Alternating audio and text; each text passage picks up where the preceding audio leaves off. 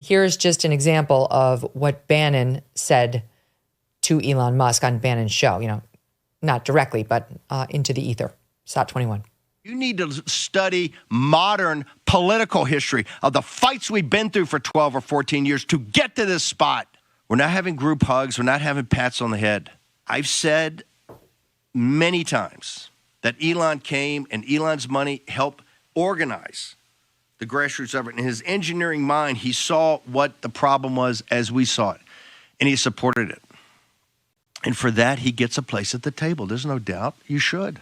They're recent converts. But the converts sit in the back and study for years and years and years to make sure you understand the faith. You don't come up and go to the pulpit in your first week here and start lecturing people about the way things are going to be. If you're going to do that, we're going to rip your face off. Oh boy, Elon had tweeted, I don't know that this was directly to Steve Bannon, but had tweeted, "The reason I'm in America, along with so many critical people who built SpaceX, Tesla, and hundreds of other companies that made America strong, is because of H-1B. Take a big step back and fuck yourself in the face. I will go to war on this issue, the likes of which you cannot possibly comprehend." So, I mean, two extremely strong messages from two extremely strong messengers, both close to Trump, both within the GOP. Your take on it? I think it's very healthy, despite obviously the political rhetoric sometimes gets overheated. That's just the nature of people fighting about things that they strongly believe in.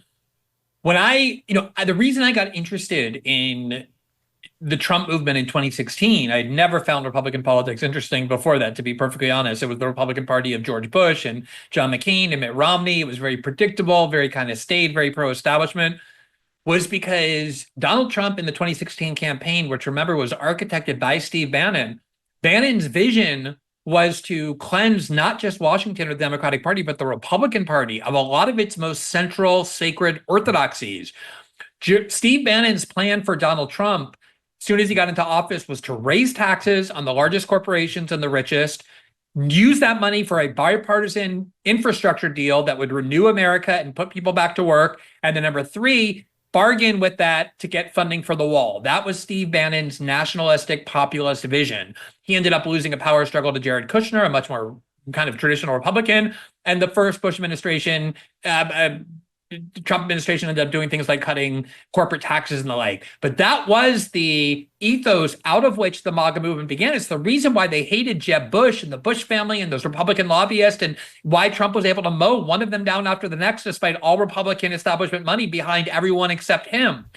And this conflict that absolutely still exists, there are a lot of people who are very, very wealthy, who see themselves as citizens of the world, who are part of these gigantic corporations. Elon does business in a lot of places with Tesla, like China and India.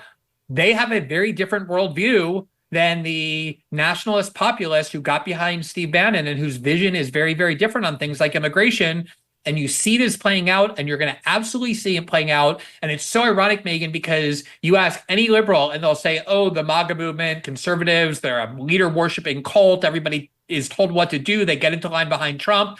That's such projection. That's what the Democratic Party has become. The Democratic Party used to be that chaotic, but it's not any longer. It's a party of lockstep adherence. All the action of ideological conflict and vibrancy and political debate is on the right.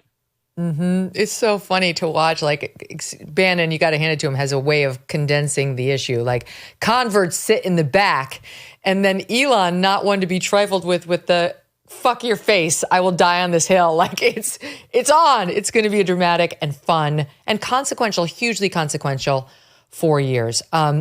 Quick sojourn back to January 6th day. They just did certify the Electoral College results without a single objection. The joint session took roughly 30 minutes, and Donald Trump will be sworn in as the 47th president of the United States, yay, on January 20th of this month.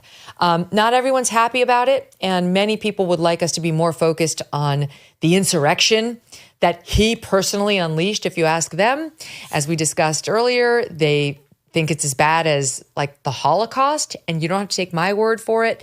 Here is Sunny Hostin of The View. January 6th was an atrocity. It was one of the worst moments in American history. And when you think about the worst moments in American history, like World War II, things that happened, like the Holocaust, chattel slavery. Yeah, the January 6th is right up there next to the Holocaust and slavery, Glenn.